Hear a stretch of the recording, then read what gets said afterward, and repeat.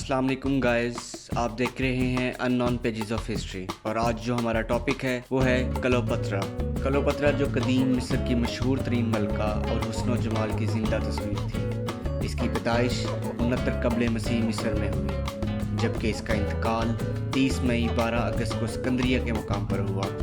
کلوپترا نام کی کئی ملکائیں مصر میں مخدومیہ کے خاندان پٹولمن میں پیدا ہوئی، لیکن سب سے زیادہ مشہور کلوپترا سیون ہے، جو پٹولمن سیونتھ کی بیٹی تھی، جو نہایت خوبصورت اور حسین و جمیل تھی۔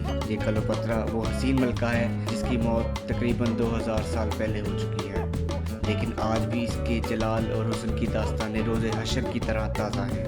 کلوپترا یونانی نسل سے تعلق رکھتی تھی اور مقدونی شاہی خاندان کی آخری حکمران ملکہ تھی۔ اس نے 51 قبل مسیح میں اپنے باپ کی موت کے بعد تخت سنبھالا۔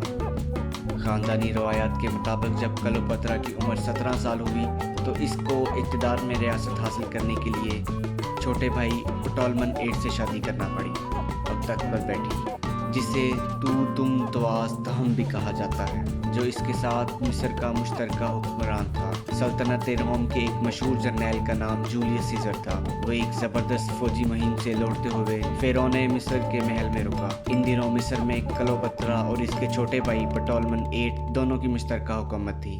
ان دونوں بہن بھائیوں میں شدید اختلافات پیدا ہو گئے، لہٰذا 48 قبل مسیح میں بھائی نے کلوپترا کو جلا وطن کر دیا۔ کلوپترا نے شام پہنچ کر فوج جمع کر لی تاکہ وہ جنگ کر کے اپنے بھائی سے تخت واپس لے سکے۔ اسی دوران جولیس سیزر اسکندریہ پہنچ گیا۔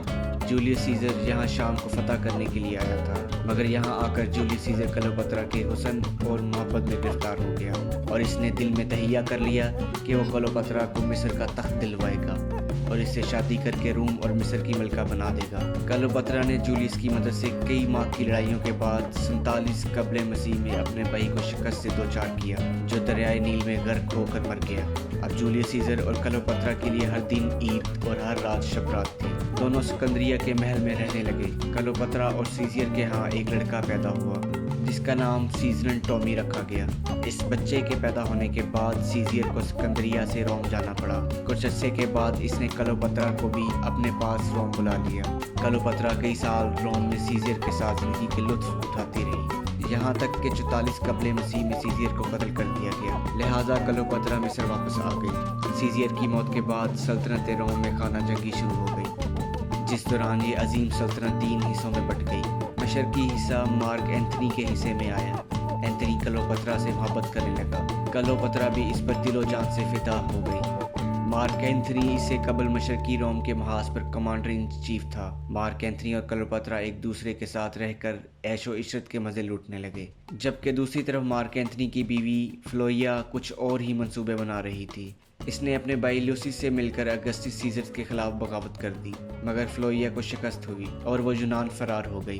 ادھر کلوپترا اور مارک اینتھنی اقتدار میں اکٹھے رہنا چاہتے تھے، لیکن جولیس سیزر کے بیٹے ایکٹومی نے 31 قبل مسیح میں ایک بحری جہاز کے ذریعے اسے ناکام بنا دیا۔ اس کے علاوہ اگسٹس کے خلاف بھی اینتھنی کو شکست کا سامنا کرنا پڑا، لہٰذا اینتھنی نے اپنے آپ کو تلوار کے وار سے خودکشی کر لی۔ ملکہ کلوپترا کو اس کی خادمہ نے آگاہ کیا کہ اینتھنی کی موت کے بعد اگسٹس سیزر اسے جلوس کی شکل میں روم لے جا رہا ہے، جو اس کے جسم کی نمائش کرنا چاہتا ہے۔ مارک اینتھنی کے مرنے کے بعد کلوپترا نے ذلت کی موت سے بچنے کے لیے خود کو ایک زہریلے سانپ سے ڈسوا کر خودکشی کر لی۔ یہ واقعہ 30 قبل مسیح کا ہے، جب کلوپترا نے اسکندریہ میں خود کو زہریلے سانپ سے ڈسوا کر خودکشی کر لی۔ اس نے مرنے سے پہلے اپنا تاج اور شاہی لباس منگوایا، اسے زیب تن کیا۔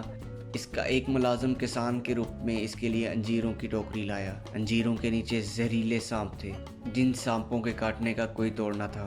ملکہ نے ایک سانپ سینے پر اور ایک بغل میں رکھا۔ سانپوں نے ملکہ کو ڈس لیا اور ملکہ کی وہیں موقع پر جان نکل گئی۔ دنیا کی اس حسین ملکہ پر بہت سی فلمیں بنائی گئی ہیں۔ پہلی فلم 1934 میں اور دوسری فلم 1963 میں ریلیز ہوئی۔ اس کے علاوہ اس پر بہت سے ٹی وی سیریلز بھی بنائے گئے۔